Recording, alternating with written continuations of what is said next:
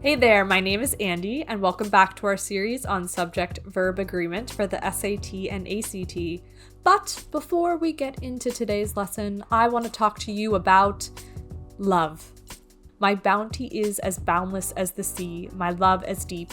The more I give to thee, the more I have, for both are infinite. Shakespeare is expressing how love defies the confines of measurement or count. I can't say I love someone 45 or I love someone 1,000.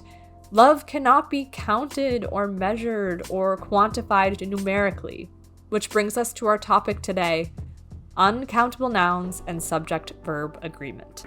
Uncountable nouns are simply things that are unquantifiable and uncountable. They fall into three main categories. You have materials, so things like water or steel. You have abstract notions like happiness, knowledge, love, and then you have collective groups of things like furniture or equipment. Although you cannot directly quantify an uncountable noun, you can use a unit of measurement with it. So you could say 4 cups of water or 10 pounds of equipment. Uncountable nouns often appear with words like some, much, or a lot.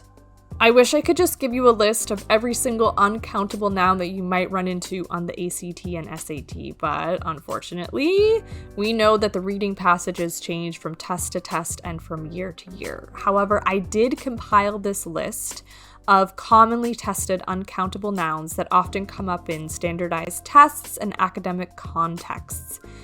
It's important that you either write these down or take a screenshot so that you can memorize them later and be fully prepared for test day.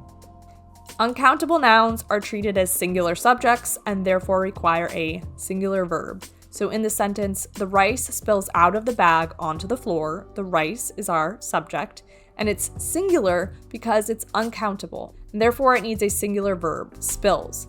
But if I actually wanted to refer to each grain of rice, our sentence changes and becomes the grains of rice spill out of the bag onto the floor. The grains are our subject and plural because there's so many of them, and therefore we need a plural verb spill. It's important to note that even if the words a lot, some, or much precede your uncountable noun, it still remains singular. So you could say joy was spread this holiday season, or a lot of joy was spread this holiday season. Now you might be asking yourself, what happens when my uncountable noun is quantified by a unit of measurement? Well, when an uncountable noun is preceded by a unit of measurement, the uncountable noun is actually not the subject, the unit of measurement is the subject. And that sounds confusing, so let's look at an example. So I could say the water is boiling on the stove. But what if I specifically want my subject to be the 4 cups of water? Well, in that case, our sentence becomes the 4 cups of water are boiling on the stove. And that's because our subject has become the 4 cups. I know that can be a bit confusing. Don't worry, the next video in our series specifically tackles units of measurement and subject-verb agreement, so feel free to check that out if you want some more information. But for now, let's move on to some practice questions, which were all generated by the AceIt AI. In the following sentence, which word is the best replacement for the underlined portion to maintain subject-verb agreement? The evidence are being held at the police station for security purposes. What's our subject? The evidence, which is an uncountable noun, so we know that it needs a singular verb. Answer A, no change. Well, are being held is plural, so we know that that is incorrect. B, is being held. Well, that is singular, so we could just circle B, bubble in B on our answer sheet and move on to the next question. But let's look at those last 2 options while we're here. C, were being held, again, that's plural, and D, are being held. Again, that is plural, so we know that answer B is unambiguously the correct answer choice. Choose the correct form of the verb to complete the sentence. If all of the sand used for the construction of the giant sand castle blank from the nearby desert, it will match the architectural plan perfectly. Our subject is the sand, and even though it is modified by all of, we know that it is singular because it is an uncountable noun. So we need a singular verb to match.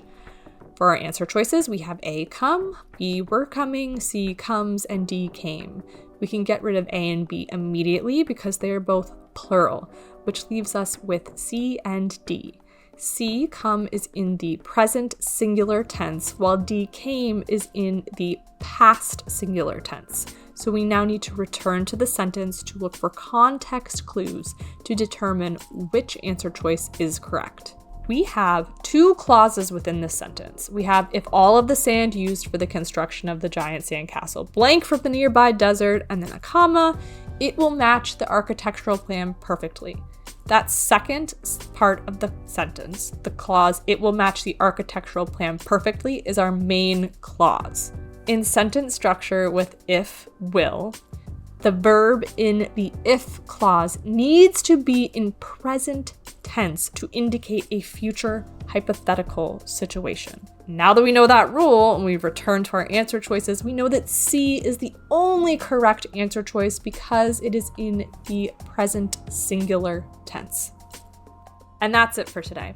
If you want to learn more about subject-verb agreement and how it will appear on the ACT and SAT, please feel free to check out the other videos in our series. And for more practice questions like the ones that we did in the video today and access to a 24/7 online practice tool, check out AceIt at the link below. AceIt is the ultimate study tool for the SATs and ACTs, created by Juni Learning, an award-winning educational tech company that has helped thousands of students take their learning to the next level. Get a free trial when you use the link in the description below. Until next time.